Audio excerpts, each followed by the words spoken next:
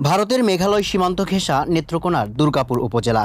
প্রাকৃতিক সৌন্দর্যের জন্য পরিচিত এই জনপদে এখন উদ্বেগের নাম মাদক। সীমান্ত দিয়ে অবৈধভাবে আসা বিভিন্ন ধরনের মাদক ছড়িয়ে পড়ছে শহর থেকে প্রত্যন্ত গ্রাম পর্যন্ত। মাদক নির্মূলে জিরো টলারেন্স নীতিতে চলছে অভিযান। প্রশাসনের এমন কথার প্রতিফলন দেখতে পাচ্ছে না স্থানীয়রা।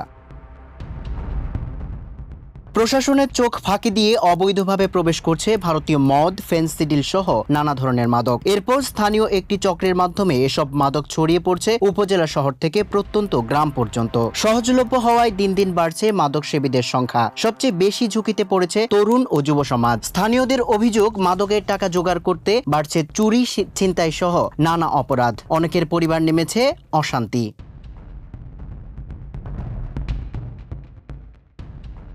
সীমান্ত দিয়ে মাদকের অনুপ্রবেশ, দুর্বল আইন প্রয়োগ, সামাজিক ও পারিবারিক সচেতনতার অভাব এবং বেকারত্ব এসব কারণে মাদকাসক্তি বাড়ছে। তাই শুধু আইন প্রয়োগ নয়, সচেতনতামূলক কার্যক্রমও জোরদারের উপর গুরুত্ব দিচ্ছেন তারা। প্রশাসন বলছে, মাদকের বিরুদ্ধে জিরো টলারেন্স নীতিতে নিয়মিত অভিযান চালানো হচ্ছে।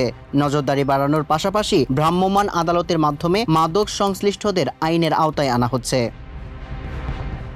সীমান্ত পথে মাদকের প্রবেশ পুরোপুরি বন্ধ না করা গেলে দুর্গাপুরের এ ভয়াবহতা নিয়ন্ত্রণ করা কঠিন হবে বলে মনে করছে স্থানীয়রা। তাই আইন শৃঙ্খলা বাহিনীর কঠোর অভিযান, সীমান্তে আরও কার্যকর নজরদারি এবং সামাজিক সচেতনতা বৃদ্ধির মাধ্যমেই মাদকমুক্ত দুর্গাপুর গড়ে তোলা সম্ভব বলে মত সংশ্লিষ্টদের। মানবকণ্ঠ ডেস্ক।